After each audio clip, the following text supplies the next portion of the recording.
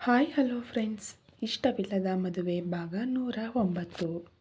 ಕ್ಷಣಕಾಲ ಅಂಜಲಿಯನ್ನು ಕಣ್ತುಂಬಿಕೊಂಡ ಜೀವ ನೋಟ ಬದಲಿಸಿದರೆ ಅವನ ತೀವ್ರವಾದ ಕಂಗಳನ್ನು ಗಮನಿಸಿದವಳಿಗೆ ಬೇಸರವಾಗಿತ್ತು. ತಾತ, ಮಾವ ನಿಮಗೆ ಊಟ ಇಲ್ಲಿಗೆ ಕಳುಹಿಸಲ ಅನ್ನುವಾಗ ಅವಳ ನೋಟ ಜೀವನತ್ತಲೇ ಇತ್ತು. ಬೇಗ ಕಳುಹಿಸು, ನಿನ್ನ ಕೈ ಅಡುಗೆ ತಿನ್ನದೆ ವರ್ಷಗಳೇ ಆದಂತಿದೆ ಅಂದ ಮಾವನ ಮಾತಿಗೆ ನಸುನಕ್ಕು ಇನ್ನೇನು ಅವಳಲ್ಲಿಂದ ಹೋಗಬೇಕು ಅನ್ನುವಾಗ ದಿತ್ಯಾಳಿಗೆ ನಮ್ಮ ಜೊತೆ ಇಲ್ಲಿಗೆ ಲಂಚ್ಗೆ ಜಾಯ್ನ್ ಆಗೋಕೆ ಹೇಳು ಎಂದ ಜೀವ ಮಾತನ್ನು ಕೇಳಿ ಅಂಜಲಿ ಜೊತೆ ಅವರಿಬ್ಬರಿಗೂ ಆಶ್ಚರ್ಯವಾಗಿತ್ತು. ಏನು ಹೇಳ್ದೆ, ಇನ್ನೊಮ್ಮೆ ಹೇಳು ಅಂತ ಕಣ್ಣರಳಿಸಿ ಕೇಳಿದ ತಾತನನ್ನ ನೋಡಿ ಕಣ್ತೇಲಿಸಿ, ನಿನ್ನ ಇನ್ನೊಂದು ಮೊಮ್ಮಗಳನ್ನು ಕಟ್ಕೋತೀನಿ ಅಂದಷ್ಟು ಖುಷಿ ಪಡ್ತಿದ್ದೀಯಾ ಎಂದವನ ಮಾತಿಗೆ ಹೊರ ನಡೆಯುತ್ತಿದ್ದ ಅಂಜಲಿ ಹೆಜ್ಜೆಗಳು ಅಲ್ಲೇ ತಟಸ್ಥವಾಗಿದ್ದವು. ಅವಳನ್ನು ಗಮನಿಸಿ ವ್ಯಂಗ್ಯವಾಗಿ ನಕ್ಕ ಜೀವ, ಆ ನಿನ್ನ ಮೊಮ್ಮಗಳು ಅದೇ ಲೇಡಿ ಡಾನ್ ಮೊದಲಿದ್ದ ಹಾಗಿಲ್ಲ ತಾತ. ಇಲ್ಲಿಗೆ ಜಾಯಿನ್ ಆದ ದಿನದಿಂದ ಎಲ್ಲರ ಜೊತೆಯೂ ಚೆನ್ನಾಗಿ ಮಿಂಗಲ್ಲಾಗಿ ಅವಳಿಗೆ ಕೊಟ್ಟ ಜವಾಬ್ದಾರಿ ನಿಭಾಯಿಸ್ತಾ ಇದ್ದಾಳೆ. ಸ್ವಲ್ಪ ಮೊದಲೇ ಅವಳ ಈ ವರ್ಷ ನೋಡಿದ್ದಿದ್ರೆ ಅವಳನ್ನೇ ಕಟ್ಕೋತಿದ್ದೆ ಅನ್ನುತ್ತಾ ತನ್ನ ಮುಖವೇ ಅದ್ಭುತ ಎನ್ನುವಂತೆ ನೋಡುತ್ತಿರುವ ತಾತನತ್ತ ಕಣ್ಣು ಮಿಟಕಿಸಿ ಹೇಳಿದರೆ, ಜೀವ ಏನು ಹೇಳ್ತಾ ಇದ್ದೀಯಾ ಅಂತ ಗಂಗಾಧರ್ ಮಗನಿಗೆ ಗದರಿದರು. ಗೊಂಬೆಯಂತೆ ತಮಗೆ ಬೆನ್ನು ಹಾಕಿ ನಿಂತಿರುವ ಅಂಜಲಿಯನ್ನು ಗಮನಿಸಿದವನು, ಡ್ಯಾಡ್, ಯಾರೋ ಊಟ ಇಲ್ಲಿಗೆ ಕಳುಹಿಸ್ತೇನೆ ಎಂದು ನಮ್ಮ ಮಾತನ್ನೆಲ್ಲ ಕದ್ದು ಕೇಳಿಸ್ಕೊತಾ ಇದ್ದಾರೆ. ಶೇಮಸ್ ಪೀಪಲ್ ಎಂದವನ ಧ್ವನಿ ಕಿವಿಗೆ ಬಿದ್ದ ಕೂಡಲೇ ಅಲ್ಲಿಂದ ಹೊರ ನಡೆದ ಅಂಜಲಿ ಕಂಗಳು ತುಂಬಿದ್ದವು. ಪಕ್ಕದಲ್ಲೇ ಇದ್ದ ಮೊಮ್ಮಗನ ತಲೆಗೆ ಮೊಟಕಿದ ದಿನಕರ್, ಈಗಷ್ಟೇ ನಾನು ಅಂಜಲಿನ ಕ್ಷಮಿಸೋಲ್ಲ, ಐ ಹೇಟ್ ಅರ್ ಹಂಗೆ ಹಿಂಗೆ ಅಂತಿದ್ದೆ, ಈಗ ಆ ದಿತ್ಯಾಳ ಹೆಸರನ್ನು ಹೇಳಿ ಅವಳನ್ನು ಉರಿಸೋದು ಯಾಕೆ ಎಂದರೆ ಗಂಗಾಧರರಿಗೆ ತಾತ ಮೊಮ್ಮಗನ ಮಾತಿನ ಒಳ ಅರ್ಥವಾಗಿ ಅವರು ನಸುನಕ್ಕರು. ನೀನು ಇಲ್ಲಿಗೆ ಬಂದು ಹೋಗುವಾಗಲೆಲ್ಲ ದಿತ್ಯ ನಿನ್ನ ಕದ್ದು ಮುಚ್ಚಿ ನೋಡೋದು, ನಿನ್ನ ಬಳಿ ಮಾತನಾಡೋಕೆ ಆಗೋಲ್ಲವೆಂದು ಕಣ್ತುಂಬಿಕೊಂಡು ಅವಳ ಕೆಲಸವನ್ನು ಮರೆತು ಕೂತಿರುವುದನ್ನು ಬಾಲಕೃಷ್ಣ ಅದೆಷ್ಟೋ ಬಾರಿ ನನ್ನಲ್ಲಿ ಹೇಳಿದ್ದ. ಅದಕ್ಕೆ ಈ ಬಾರಿ ನಿನ್ನ ದೊಡ್ಡ ಮೊಮ್ಮಗಳನ್ನು ಉರಿಸಲು ಚಿಕ್ಕ ಮೊಮ್ಮಗಳನ್ನು ಸ್ವಲ್ಪ ಹತ್ತಿರ ಮಾಡಿಕೊಳ್ಳೋಣ ಅಂತ ಉಬ್ಬು ಹಾರಿಸಿ ಹೇಳಿದರೂ ಅಸಲಿ ಕಾರಣ ಅರುಣ್ ಅವನಿಗೆ ಆಗಲೇ ಮಾಡಿದ ಮೆಸೇಜ್. ಅದೊಂದು ವೀಕೆಂಡ್ ಬ್ರೋ, ನಿನ್ನ ಜೊತೆ ಮಾತನಾಡಬೇಕೆಂದು ಖುದ್ದು ಅರುಣ್ ಜೀವನಿಗೆ ಮೆಸೇಜ್ ಮಾಡಿದ್ದನು. ಅದರಂತೆ ಇಬ್ಬರು ಮಾಲ್ ಹೊಕ್ಕಿ ಮಾತು ಹಿಡಿದಾಗ ಅರುಣ್ ತಾನು ದಿತ್ಯಾಳನ್ನು ಪ್ರೀತಿಸುತ್ತಿರುವುದಾಗಿ ಹೇಳಿದಾಗ ತನ್ನ ಅನುಮಾನ ಸರಿಯಾಗಿತ್ತು ಎಂದುಕೊಂಡವನಿಗೆ ನಾದಿನಿ ಸಾಹಿತ್ಯ ಜೊತೆ ಅವರಿಬ್ಬರ ಮದುವೆ ಮಾತುಕತೆಯ ನೆನಪಾಗಿ ಅದರ ಬಗ್ಗೆ ನೇರವಾಗಿ ಕೇಳಿದನು.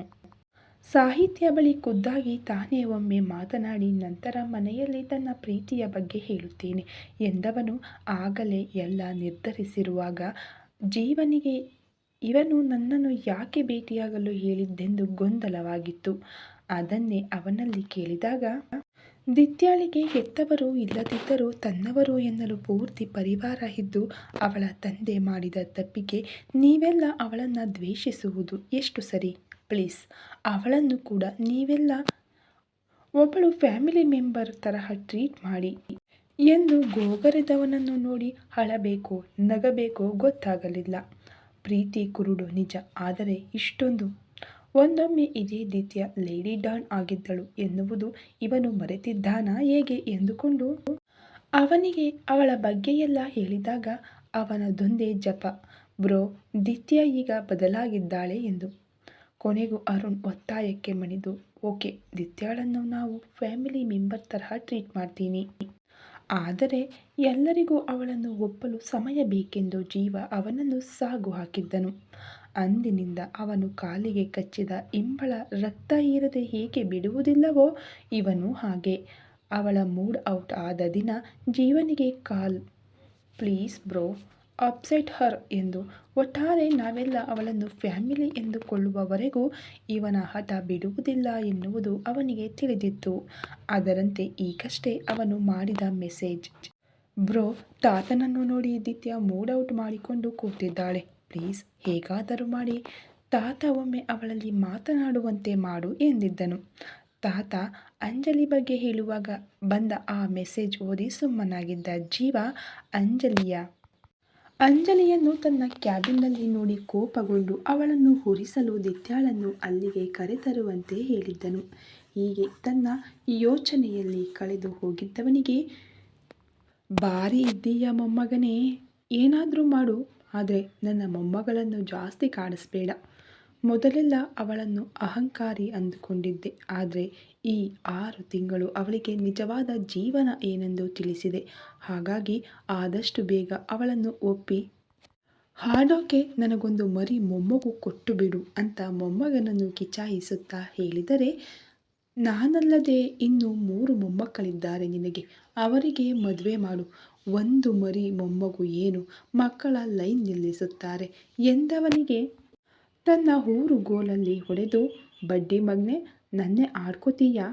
ತಾತ ಮೊಮ್ಮಗನ ಹುಸಿ ಜಗಳ ನೋಡುತ್ತಾ ಗಂಗಾಧರರಿಗೆ ಕೊನೆಗೂ ಆದಷ್ಟು ಬೇಗ ಮಗನ ಜೀವನ ಸರಿಯಾಗುತ್ತದೆ ಎನ್ನುವ ಖುಷಿಯಲ್ಲಿ ಹೆಂಡತಿಯ ಫೋಟೋವನ್ನು ದಿಟ್ಟಿಸುತ್ತಾ ಕ್ಷಣಕಾಲ ವಾಸ್ತವವನ್ನು ಮರೆತಿದ್ದರು.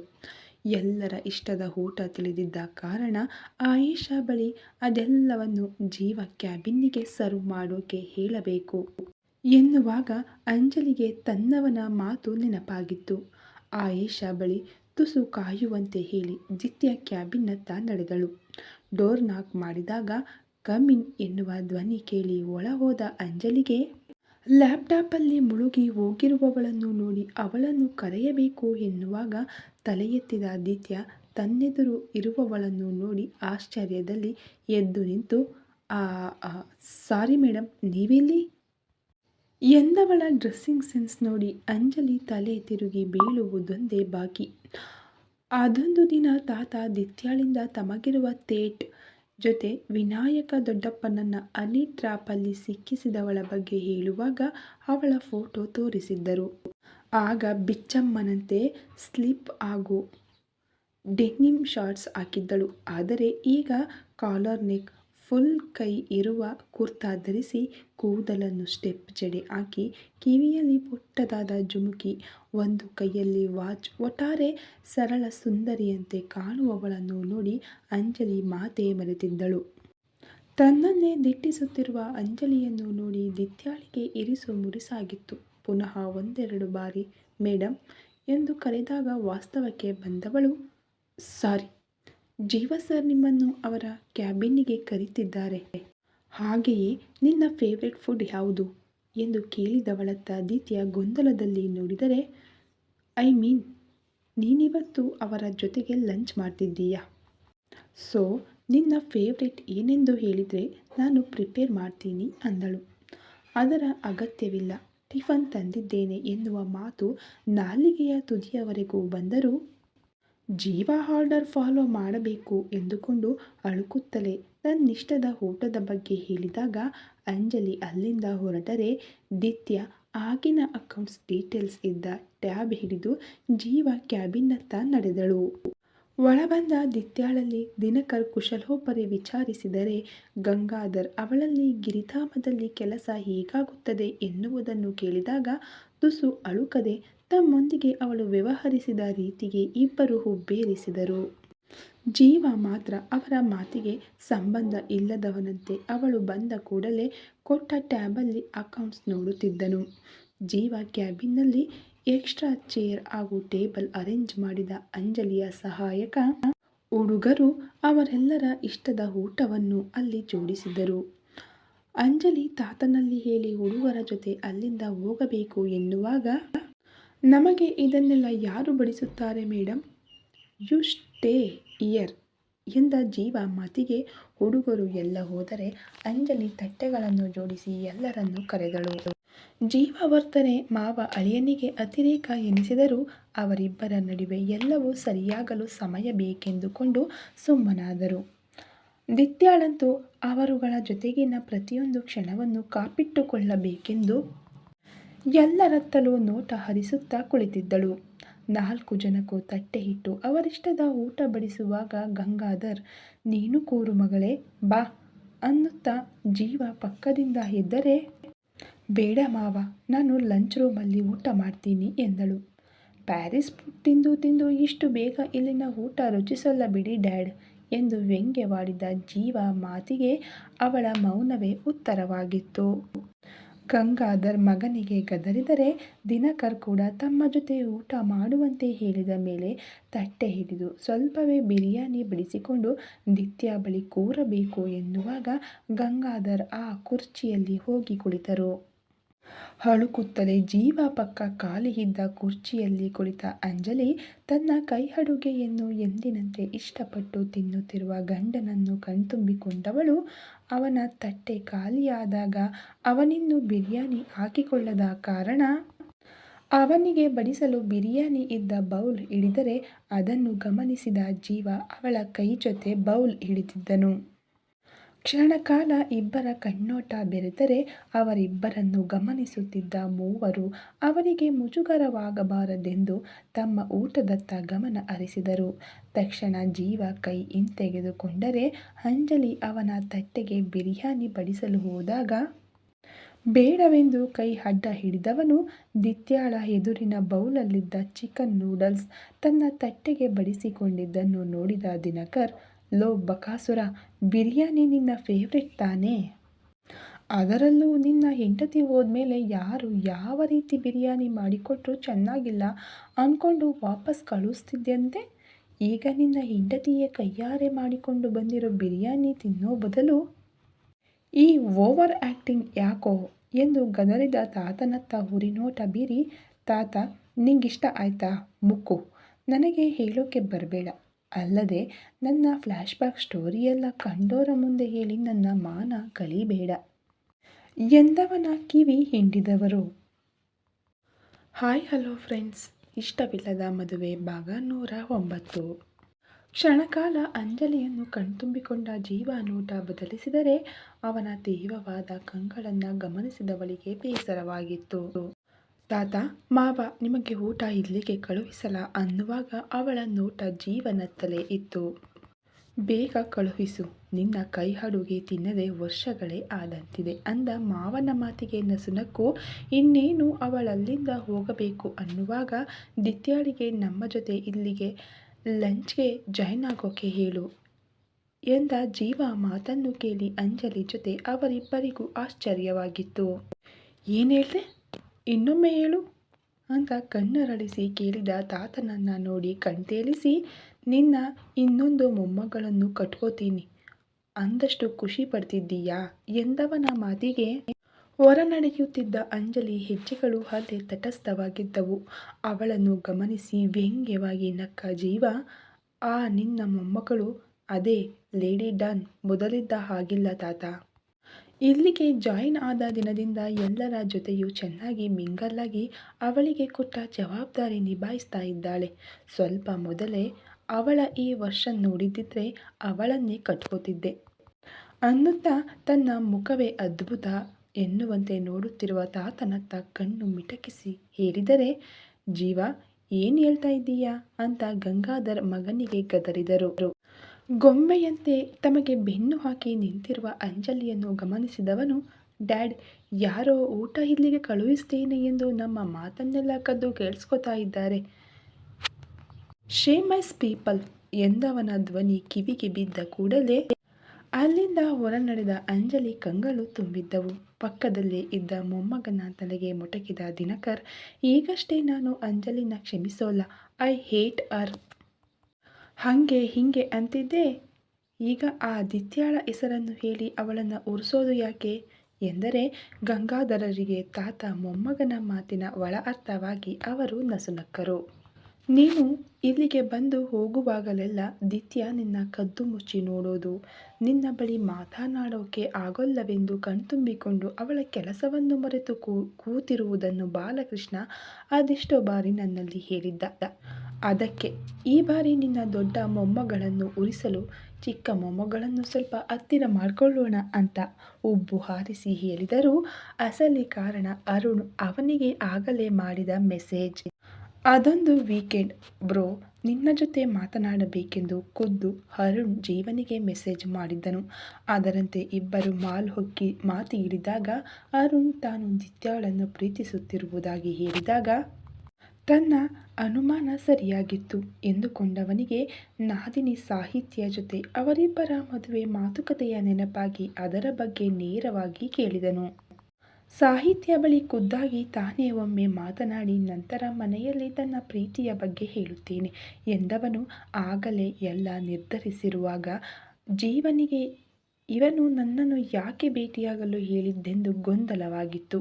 ಅದನ್ನೇ ಅವನಲ್ಲಿ ಕೇಳಿದಾಗ ದಿತ್ಯಾಳಿಗೆ ಹೆತ್ತವರು ಇಲ್ಲದಿದ್ದರೂ ತನ್ನವರು ಎನ್ನಲು ಪೂರ್ತಿ ಪರಿವಾರ ಇದ್ದು ಅವಳ ತಂದೆ ಮಾಡಿದ ತಪ್ಪಿಗೆ ನೀವೆಲ್ಲ ಅವಳನ್ನು ದ್ವೇಷಿಸುವುದು ಎಷ್ಟು ಸರಿ? ಪ್ಲೀಸ್, ಅವಳನ್ನು ಕೂಡ ನೀವೆಲ್ಲ ಒಬ್ಬಳು ಫ್ಯಾಮಿಲಿ ಮೆಂಬರ್ ತರಹ ಟ್ರೀಟ್ ಮಾಡಿ ಎಂದು ಗೋಗರೆದವನನ್ನು ನೋಡಿ ಅಳಬೇಕೋ ನಗಬೇಕೋ ಗೊತ್ತಾಗಲಿಲ್ಲ. ಪ್ರೀತಿ ಕುರುಡು ನಿಜ, ಆದರೆ ಇಷ್ಟೊಂದು ಒಂದೊಮ್ಮೆ ಇದೇ ದಿತ್ಯ ಲೇಡಿ ಡಾನ್ ಆಗಿದ್ದಳು ಎನ್ನುವುದು ಇವನು ಮರೆತಿದ್ದಾನಾ ಹೇಗೆ ಎಂದುಕೊಂಡು ಅವನಿಗೆ ಅವಳ ಬಗ್ಗೆಯೆಲ್ಲ ಹೇಳಿದಾಗ ಅವನದೊಂದೇ ಜಪ, ಬ್ರೋ ದಿತ್ಯ ಈಗ ಬದಲಾಗಿದ್ದಾಳೆ ಎಂದು. ಕೊನೆಗೂ ಅರುಣ್ ಒತ್ತಾಯಕ್ಕೆ ಮಣಿದು, ಓಕೆ, ದಿತ್ಯಾಳನ್ನು ನಾವು ಫ್ಯಾಮಿಲಿ ಮೆಂಬರ್ ತರಹ ಟ್ರೀಟ್ ಮಾಡ್ತೀನಿ. ಆದರೆ ಎಲ್ಲರಿಗೂ ಅವಳನ್ನು ಒಪ್ಪಲು ಸಮಯ ಬೇಕೆಂದು ಜೀವ ಅವನನ್ನು ಸಾಗು ಹಾಕಿದ್ದನು. ಅಂದಿನಿಂದ ಅವನು ಕಾಲಿಗೆ ಕಚ್ಚಿದ ಇಂಬಳ ರಕ್ತ ಹೀರದೆ ಹೇಗೆ ಬಿಡುವುದಿಲ್ಲವೋ ಇವನು ಹಾಗೆ. ಅವಳ ಮೂಡ್ ಔಟ್ ಆದ ದಿನ ಜೀವನಿಗೆ ಕಾಲ್, ಪ್ಲೀಸ್ ಬ್ರೋ ಅಪ್ಸೆಟ್ ಹರ್ ಎಂದು. ಒಟ್ಟಾರೆ ನಾವೆಲ್ಲ ಅವಳನ್ನು ಫ್ಯಾಮಿಲಿ ಎಂದುಕೊಳ್ಳುವವರೆಗೂ ಇವನ ಹಠ ಬಿಡುವುದಿಲ್ಲ ಎನ್ನುವುದು ಅವನಿಗೆ ತಿಳಿದಿತ್ತು. ಅದರಂತೆ ಈಗಷ್ಟೇ ಅವನು ಮಾಡಿದ ಮೆಸೇಜ್, ಬ್ರೋ ತಾತನನ್ನು ನೋಡಿ ದಿತ್ಯ ಮೂಡ್ ಔಟ್ ಮಾಡಿಕೊಂಡು ಕೂತಿದ್ದಾಳೆ, ಪ್ಲೀಸ್ ಹೇಗಾದರೂ ಮಾಡಿ ತಾತ ಒಮ್ಮೆ ಅವಳಲ್ಲಿ ಮಾತನಾಡುವಂತೆ ಮಾಡು ಎಂದಿದ್ದನು. ತಾತ ಅಂಜಲಿ ಬಗ್ಗೆ ಹೇಳುವಾಗ ಬಂದ ಆ ಮೆಸೇಜ್ ಓದಿ ಸುಮ್ಮನಾಗಿದ್ದ ಜೀವ ಅಂಜಲಿಯನ್ನು ತನ್ನ ಕ್ಯಾಬಿನ್ನಲ್ಲಿ ನೋಡಿ ಕೋಪಗೊಂಡು ಅವಳನ್ನು ಹುರಿಸಲು ದಿತ್ಯಾಳನ್ನು ಅಲ್ಲಿಗೆ ಕರೆತರುವಂತೆ ಹೇಳಿದ್ದನು. ಹೀಗೆ ತನ್ನ ಯೋಚನೆಯಲ್ಲಿ ಕಳೆದು ಹೋಗಿದ್ದವನಿಗೆ, ಭಾರಿ ಇದ್ದೀಯ ಮೊಮ್ಮಗನೇ, ಏನಾದರೂ ಮಾಡು, ಆದರೆ ನನ್ನ ಮೊಮ್ಮಗಳನ್ನು ಜಾಸ್ತಿ ಕಾಡಿಸ್ಬೇಡ. ಮೊದಲೆಲ್ಲ ಅವಳನ್ನು ಅಹಂಕಾರಿ ಅಂದುಕೊಂಡಿದ್ದೆ, ಆದರೆ ಈ 6 ತಿಂಗಳು ಅವಳಿಗೆ ನಿಜವಾದ ಜೀವನ ಏನೆಂದು ತಿಳಿಸಿದೆ. ಹಾಗಾಗಿ ಆದಷ್ಟು ಬೇಗ ಅವಳನ್ನು ಒಪ್ಪಿ ಹಾಡೋಕೆ ನನಗೊಂದು ಮರಿ ಮೊಮ್ಮಗು ಕೊಟ್ಟು ಬಿಡು ಅಂತ ಮೊಮ್ಮಗನನ್ನು ಕಿಚಾಯಿಸುತ್ತಾ ಹೇಳಿದರೆ, ನಾನಲ್ಲದೆ ಇನ್ನೂ 3 ಮೊಮ್ಮಕ್ಕಳಿದ್ದಾರೆ ನಿನಗೆ, ಅವರಿಗೆ ಮದುವೆ ಮಾಡು, ಒಂದು ಮರಿ ಮೊಮ್ಮಗು ಏನು ಮಕ್ಕಳ ಲೈನ್ ನಿಲ್ಲಿಸುತ್ತಾರೆ ಎಂದವನಿಗೆ ತನ್ನ ಊರುಗೋಲಲ್ಲಿ ಹೊಡೆದು, ಬಡ್ಡಿ ಮಗ್ನೆ ನನ್ನೇ ಆಡ್ಕೋತೀಯಾ? ತಾತ ಮೊಮ್ಮಗನ ಹುಸಿ ಜಗಳ ನೋಡುತ್ತಾ ಗಂಗಾಧರರಿಗೆ ಕೊನೆಗೂ ಆದಷ್ಟು ಬೇಗ ಮಗನ ಜೀವನ ಸರಿಯಾಗುತ್ತದೆ ಎನ್ನುವ ಖುಷಿಯಲ್ಲಿ ಹೆಂಡತಿಯ ಫೋಟೋವನ್ನು ದಿಟ್ಟಿಸುತ್ತಾ ಕ್ಷಣಕಾಲ ವಾಸ್ತವವನ್ನು ಮರೆತಿದ್ದರು. ಎಲ್ಲರ ಇಷ್ಟದ ಊಟ ತಿಳಿದಿದ್ದ ಕಾರಣ ಆಯೇಷಾ ಬಳಿ ಅದೆಲ್ಲವನ್ನು ಜೀವ ಕ್ಯಾಬಿನ್ನಿಗೆ ಸರ್ವ್ ಮಾಡೋಕೆ ಹೇಳಬೇಕು ಎನ್ನುವಾಗ ಅಂಜಲಿಗೆ ತನ್ನವನ ಮಾತು ನೆನಪಾಗಿತ್ತು.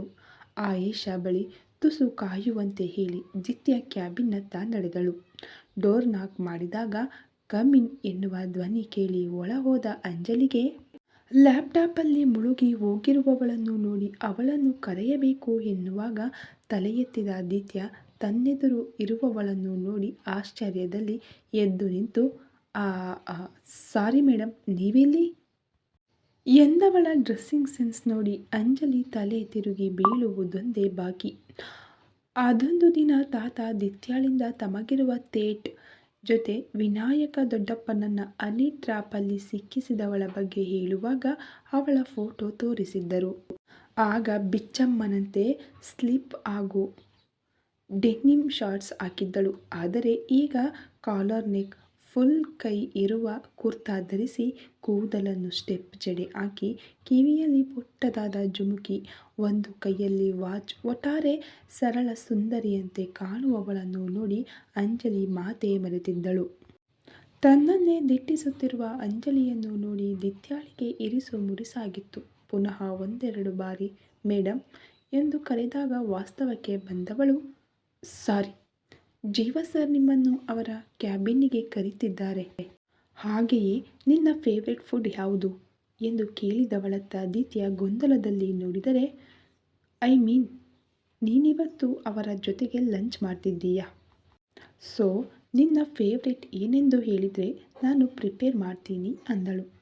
ಅದರ ಅಗತ್ಯವಿಲ್ಲ, ಟಿಫನ್ ತಂದಿದ್ದೇನೆ ಎನ್ನುವ ಮಾತು ನಾಲಿಗೆಯ ತುದಿಯವರೆಗೂ ಬಂದರೂ ಜೀವ ಆರ್ಡರ್ ಫಾಲೋ ಮಾಡಬೇಕು ಎಂದುಕೊಂಡು ಅಳುಕುತ್ತಲೇ ತನ್ನಿಷ್ಟದ ಊಟದ ಬಗ್ಗೆ ಹೇಳಿದಾಗ ಅಂಜಲಿ ಅಲ್ಲಿಂದ ಹೊರಟರೆ ದಿತ್ಯ ಆಗಿನ ಅಕೌಂಟ್ಸ್ ಡೀಟೇಲ್ಸ್ ಇದ್ದ ಟ್ಯಾಬ್ ಹಿಡಿದು ಜೀವ ಕ್ಯಾಬಿನ್ನತ್ತ ನಡೆದಳು.